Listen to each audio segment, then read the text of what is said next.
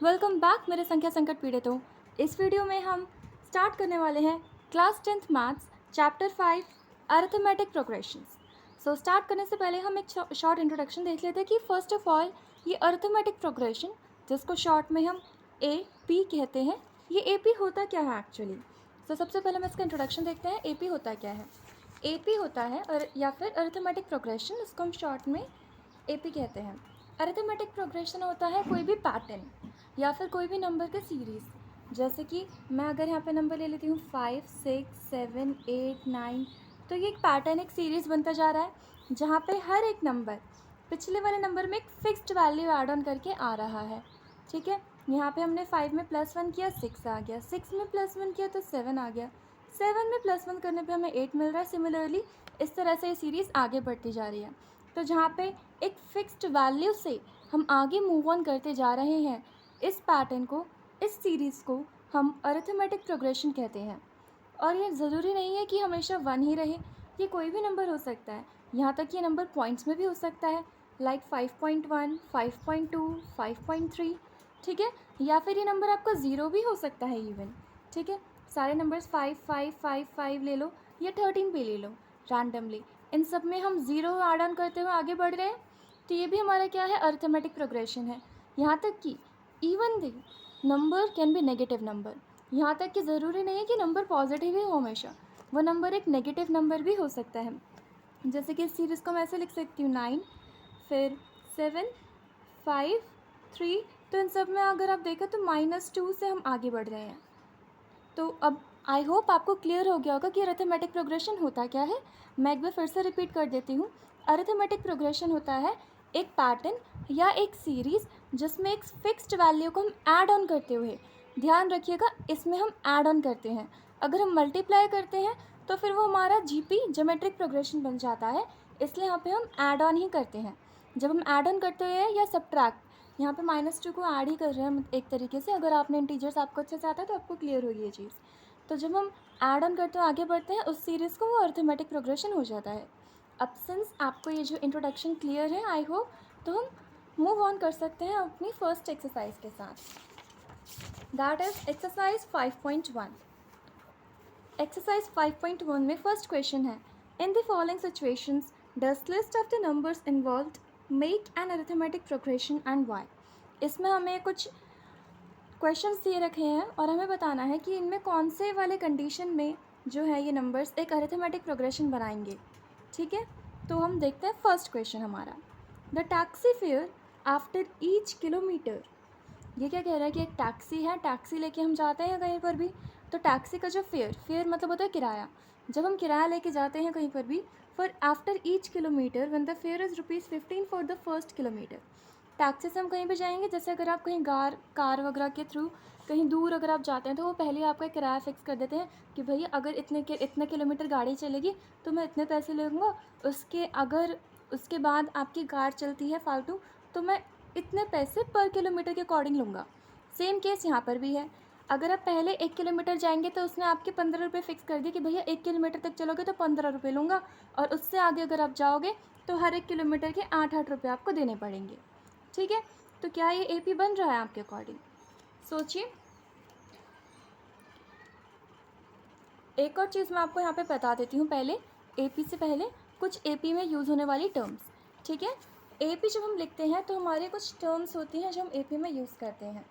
एक होता है हमारा first term of the AP, first term of the AP, first term जिसको हम किससे रिप्रेजेंट करते हैं, स्मॉल a से। फर्स्ट टर्म होता है स्टार्टिंग का नंबर, जहाँ से हमारे जो अरिथमेटिक प्रोग्रेशन है स्टार्ट हो रही है। जैसे कि इस कंडीशन में हमारा a क्या है, 5। हमारा अरिथमेटिक प्रोग्रेशन कहाँ से स्टार्ट हो रहा है, 5 से। ये हमारी फर्स्ट टर्म है AP की a, इसको हम स्मॉल a से रिप्रेजेंट करेंगे। इस वाले केस में हमारा a क्या है, 5.1। इस केस में हमारे a की वैल्यू क्या है, 13, and in this case are a's value is 9। ठीक है, I hope this is clear to you.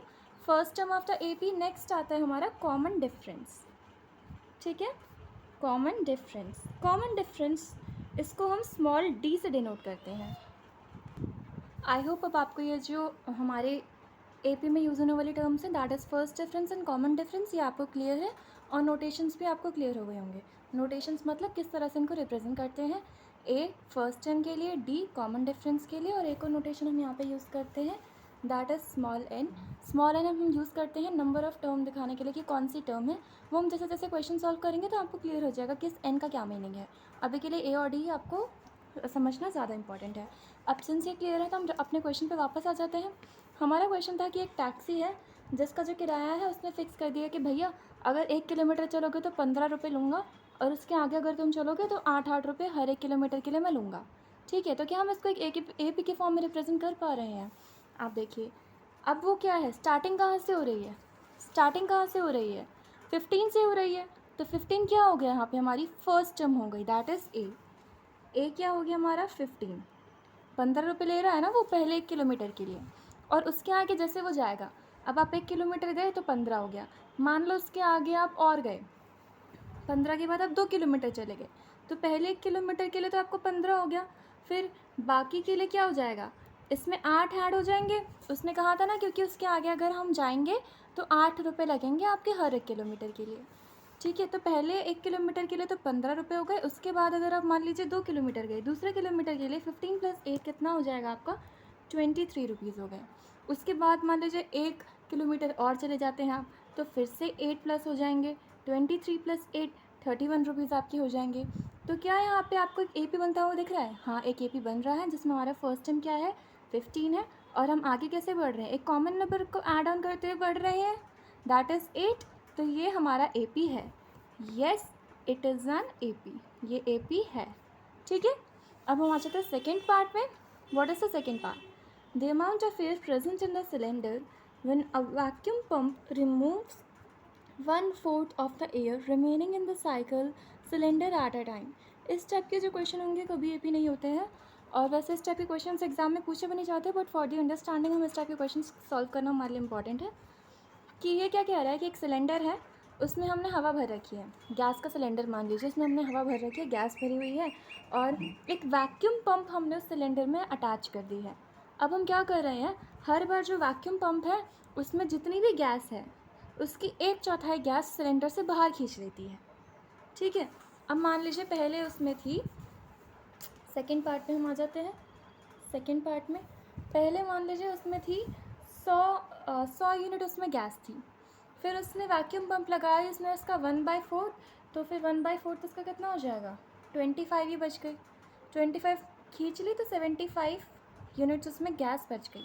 अब इसका भी वो 1/4 खींच लेगा, तो 1/4 ऑफ 75 जो भी आएगा आंसर,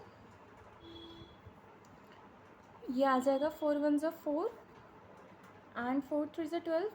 13 पॉइंट कुछ माइनस करके आ जाएगा। 13 पॉइंट अगर हम इसमें से 13 माइनस कर देते हैं तो 62 के अराउंड आपका बैठेगा। अगर आप इसमें कॉमन डिफरेंस देखें तो यहाँ पे आपका कॉमन डिफरेंस कितना आ रहा है, 25 के अराउंड आ रहा है, और यहाँ पे आपका डिफरेंस 13 के अराउंड आ रहा है। तो ये सेम नहीं आ रहा है, से क्या है, हमारा एक ए पी नहीं है, this is not an A P.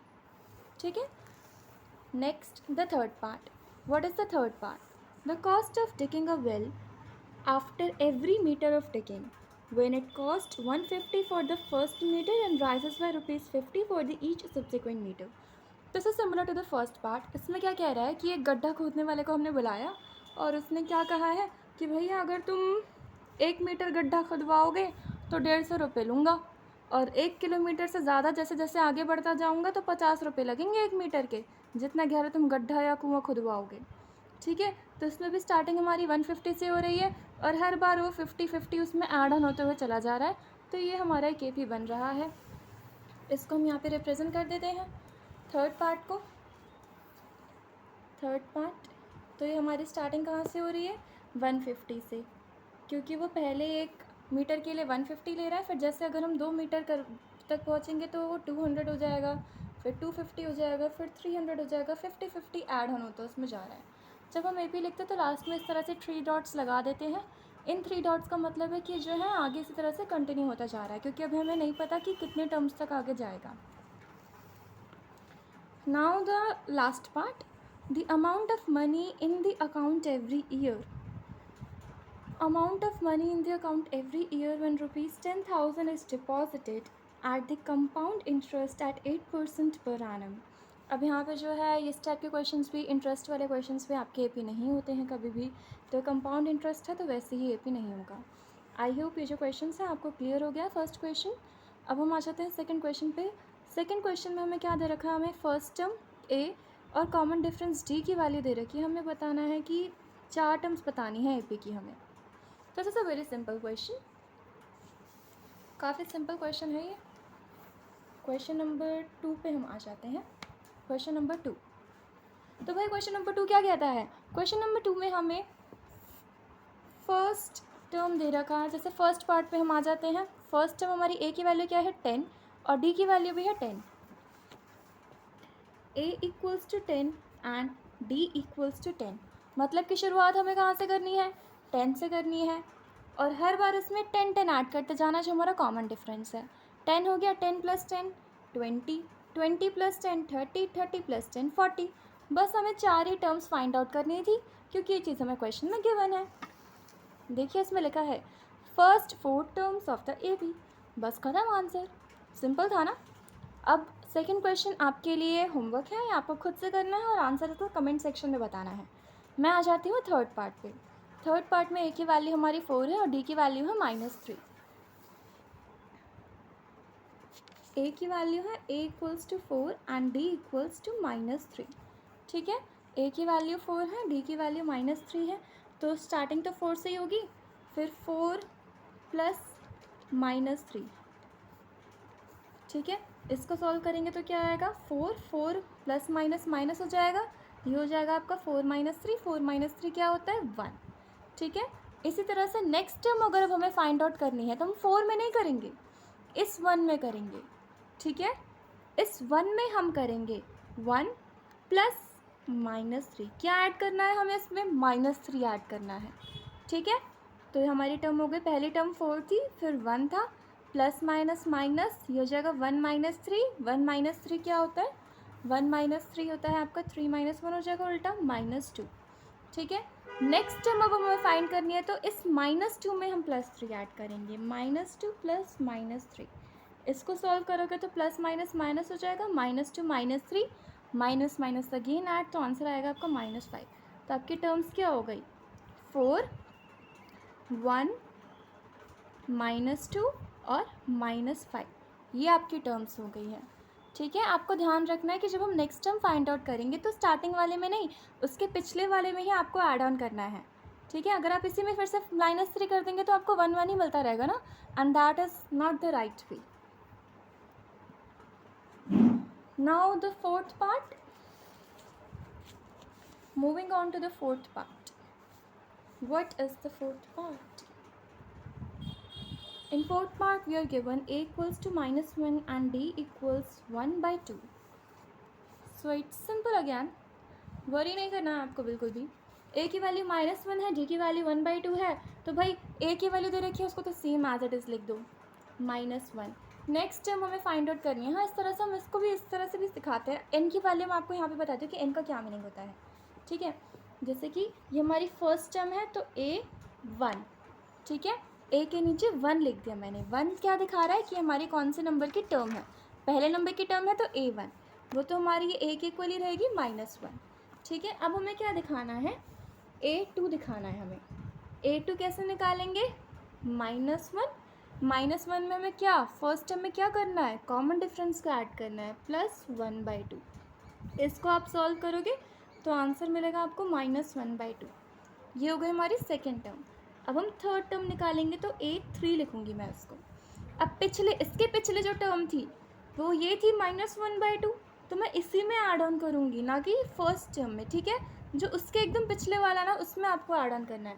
तो आ जाएगा -1/2, इसमें क्या प्लस करना है? +1/2, माइनस प्लस माइनस, इसका आंसर आपको 0 मिलेगा। अब a4, तो आपकी इससे पिछले वाली टर्म कौन सी थी? a3, 0 में ऐड ऑन करना है 1/2, आपको आंसर मिल गया 1/2। तो आपकी AP क्या बन गई यहाँ पे? इन सब को बस हम ऑर्डर में लिख देते हैं।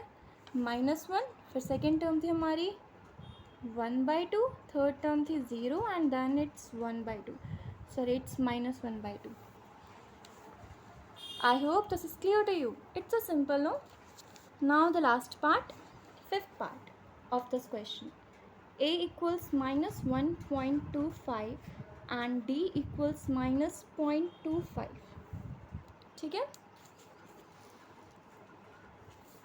तो फर्स्ट टर्म को तो A1 को तो सेम एज इट इज लिख देना है. A1 क्या हो जाएगा हमारा -1.25 एंड A2 के लिए -1.25 प्लस क्या ऐड ऑन करना है -0.25.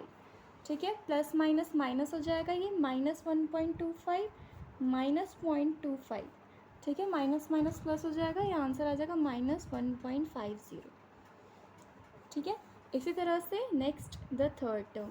अब A3 निकालना है तो A2 से हम A2 में ऐड ऑन करेंगे -1.5 -0.25. ठीक है, इसको हम सॉल्व करेंगे तो आंसर आएगा -1.75. A4 -1.75 -0.25 आ जाएगा आंसर -2. सो हमारी AP यहाँ पे बन जाती है. A1 था हमारा -1.25, then -1.5 -1.75 and then -2. I hope all these questions and the introduction is very much clear to you. If there are any doubts, you can post it in the comment section and don't forget to post the answer of the homework question. homework question का answer post करना बिल्कुल मत भूलना. Homework करोगे तो आगे बढ़ोगे. ठीक है, आगे के क्वेश्चन हम नेक्स्ट वीडियो में कंटिन्यू करेंगे. वीडियो पसंद आए तो लाइक ज़रूर कर देना और अपने फ्रेंड्स के साथ शेयर भी. बाय.